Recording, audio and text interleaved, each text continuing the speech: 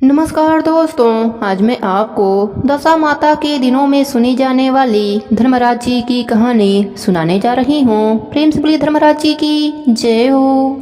एक नगर में एक राजा रहते थे। उनकी दो बेटियां तथा दो बेटे थे। उनकी एक बेटी का नाम अनु और दूसरी बेटी का नाम पूनम था। पूनम बहुत ही धार्मिक प्रवृत्ति की थी। वह हमेशा पूजा पाठ किया करती थी, साथ ही गाय की सेवा भी करती थी, धर्म कर्म का सारा काम करती थी। उधर अनु को पूजा पाठ में कोई रुचि न थी। वह कभी भी पूजा पाठ नहीं करती थी, न ही किसी की सेवा करती थी।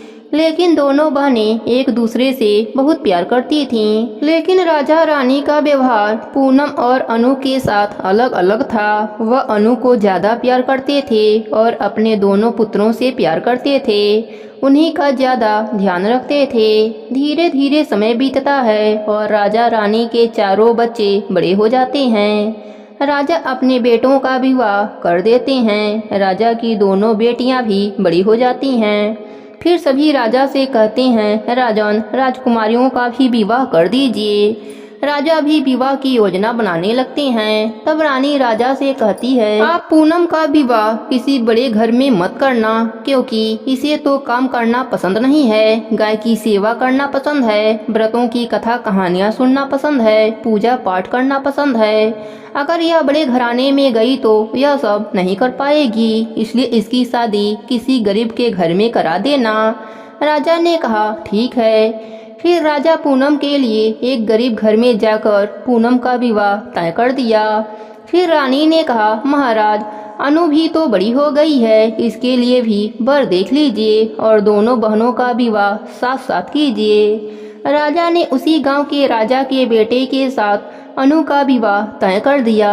राजा ने रानी को बताया तो वह बहुत खुश हुई और मन में सोचने लगी, अब देखते हैं पूनम गरीब के घर में कैसे रहती है, बहुत पूजा पाठ का दिखावा करती है, देखते हैं इसके भगवान इसकी कितना मदद करते हैं। फिर समय आने पर राजा ने अपने दोनों बेटियों का विवाह कर दिया।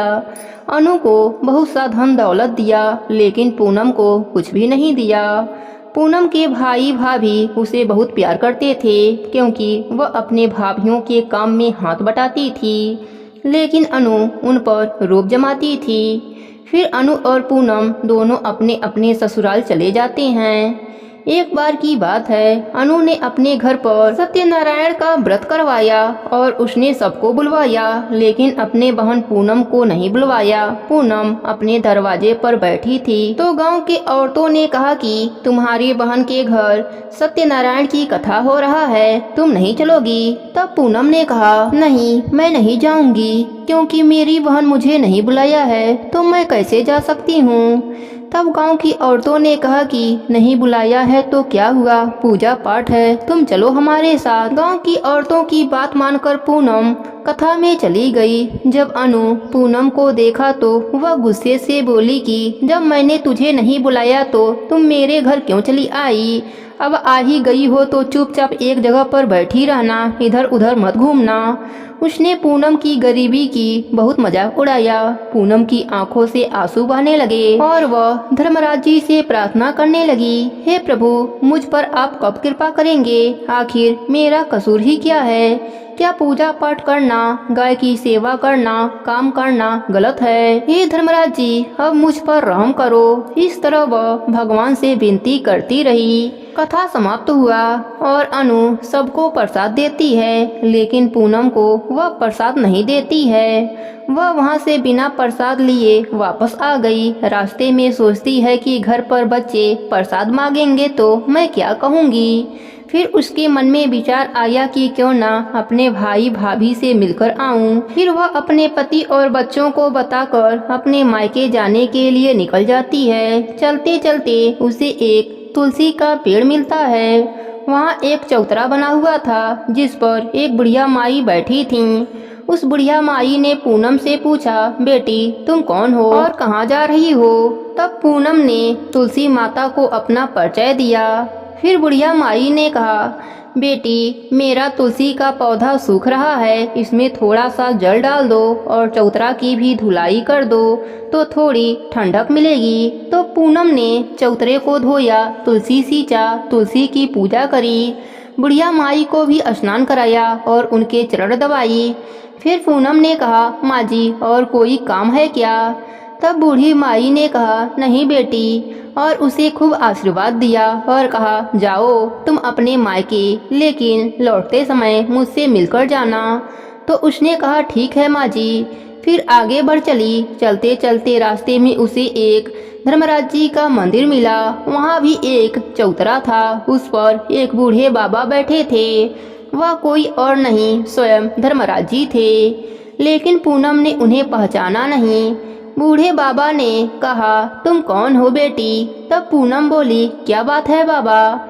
तब उस बाबा ने कहा, बेटी, क्या तुम इस मंदिर की साफ सफाई कर दोगी? बहुत गंदा हो गया है। साथ ही चौतरा भी धुल देना और मेरे नहाने के लिए 2 बाल्टी पानी भर देना, तो तुम्हारा कल्याण होगा। पूनम ने खुशी खुशी सब काम कर दिया। फिर धर्मराज जी की पूजा पाठ करके आगे चली तो उसे काली माता का मंदिर मिला। काली माता भी एक बुढ़िया माई के रूप में वहाँ बैठी थीं। काली माता ने कहा, बेटी तुम कौन हो? तब पूनम ने अपना नाम बताया और कहा, क्या बात है माँ जी? तब बुढ़िया माता ने कहा, बेटी, यहाँ सब लोग पूजा पाठ करके चले जाते हैं, कोई मंदिर की साफ सफाई नहीं करता। देखो मंदिर कितना गंदा हो गया है, जरा इसकी सफाई कर दो। पूनम मंदिर की साफ सफाई करी, माता का श्रृंगार किया, पूजा की। उसके बाद बुढ़िया माई को स्नान कराया और हाथ पैर भी दबाया। फिर वह आगे बढ़ी तो एक नदी मिली। वहाँ भी एक बुढ़िया माई बैठी थी। वह कोई और नहीं, गंगा माता थी। उन्होंने कहा कि बेटी कौन हो? तब उसने अपना नाम बताया। फिर बुढ़िया माई ने कहा, बेटी, यहाँ सब स्नान करने तो आते हैं, लेकिन कोई साफ सफाई नहीं करता, तुम यहाँ की साफ सफाई कर दो। फिर वह वहाँ की साफ सफाई करी। बुढ़िया माई ने खूब आशीर्वाद दिया। फिर पूनम नाव में बैठकर नदी पार करती है। फिर वह अपने मायके पहुँच जाती है। मायके में भाई भाभी पूनम को देखकर बहुत खुश होते हैं और उसकी खूब खातिरदारी करते हैं। वे सब खूब बातें करते हैं। सुबह पूनम जाने को तैयार होती है तो भाभी ने उसे एक लाल रंग की साड़ी देती है और कहती है, ननद जी इस साड़ी को पहन लो और हाँ जल्दी जल्दी आया करो, बहुत दिनों के बाद आती हो। तब ननद ने कहा, ठीक है भाभी, आप जब मुझे बुलाओगी मैं आ जाऊंगी। फिर पूनम ने लाल रंग की साड़ी पहन ली और 16 श्रृंगार कर लिया। भाभियों ने थैला भरकर उसे गहने दिए। पूनम घर से निकल गई। चलते चलते रास्ते में वहाँ नदी मिली और नाव भी। नाव में बैठकर वह उस पार पहुँची तो वही बुढ़िया माई मिली जो गंगा माता थीं। उन्होंने कहा, बेटी आ गई अपने मायके से? पूनम ने कहा, हाँ माँ जी। तब बुढ़िया माई ने एक थैला दिया और कहा, इसे ले जाओ, मैं कहाँ रखूँगी, यह बहुत भारी है, और हाँ इसे रास्ते में मत खोलना, घर जाकर ही खोलना। पूनम ने कहा, ठीक है माँ जी, और वह वहाँ से चल दी। आगे चली तो काली माता का मंदिर मिला। वहाँ बुढ़िया माई बैठी मिली। उन्होंने भी पूनम को एक थैला दिया। अब उसके पास 3 थैले हो गए थे। कुछ आगे बढ़ी तो धर्मराज जी का मंदिर मिला। वहाँ भगवान बूढ़े बाबा के रूप में बैठे मिले। उन्होंने भी उसे एक थैला दिया।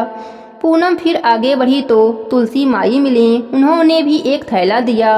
अब पूनम अपने घर पहुंची और वह 5 थैले खोलने लगी। सबसे पहले उसने अपने मायके का थैला खोला। उसमें खाने पीने की चीजें, कपड़े, गहने भरे थे। उसने खाने की चीजें अपने बच्चों को दिया तो बच्चे बहुत खुश हुए। दूसरा थैला जो गंगा माता ने दिया था उसे खोला। उसमें सोना चांदी भरा मिला। तीसरा थैला जो कि काली माता ने दिया था उसमें 16 श्रृंगार भरा था। चौथा थैला जो धर्मराज जी ने दिए थे उसमें खुशियाँ थी, धन संपत्ति सब कुछ था, लंबी आयु का आशीर्वाद था। 5वां थैला तुलसी माता का था। उसे खोला तो उसमें तरह तरह के अनाज थे। अब पूनम के घर में धन की कोई कमी न थी। उसका घर भंडार से भर गया। पूनम खुशी खुशी रहने लगी। एक दिन पूनम ने सोचा क्यों ना मैं धर्मराज जी का उद्यापन करूं। पूनम धर्मराज जी के उद्यापन में दूर दूर के ब्राह्मणों को बुलावा भेजा, साथ ही अपने बहन को भी बुलाने गई। जब अनु पूनम के घर धर्मराज जी के उद्यापन में आई तब उसने घर में धन दौलत देखकर आश्चर्यचकित रह गई। फिर अनु ने पूछा, तुम्हारे घर में इतना धन दौलत कैसे हो गया? तब पूनम ने कहा, देखो बहन, तुमने अपने घर कथा में मुझे नहीं बुलाया, फिर भी मैंने बिना बुलाए तुम्हारे घर गई, लेकिन तुमने प्रसाद तक नहीं दिया। फिर तुम्हारे घर से अपने मायके चली गई। भाभीियों ने एक थैला दिया। रास्ते में बुढ़िया माई मिली, वह भी मुझे थैला दिया। फिर बूढ़े बाबा मिले, वह भी मुझे थैला दिए। घर आकर खोला तो उन सब में से अन्य धन निकला।